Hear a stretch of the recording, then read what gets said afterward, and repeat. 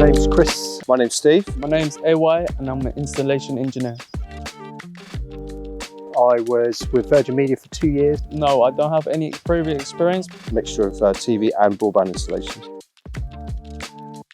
Yeah, love it. Absolutely brilliant job. I love the company. I think for the actual culture and what our goals and ethics are is brilliant. Finding it really good at Giganet so far.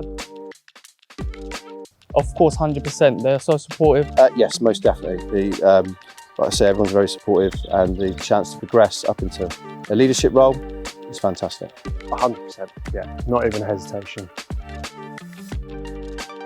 Very supportive, wide range of knowledge from all the different industries coming together. Everyone's friendly, everything's happy with them. The whole team's brilliant. We all bond really well. I don't think there's anyone in the team that would say otherwise. Work-life balance is really good. Normal 9 till 5. Some days you work a little bit late, but some days you get to finish early, so yeah. Training that has been provided has been really good. Training's exceptional as well.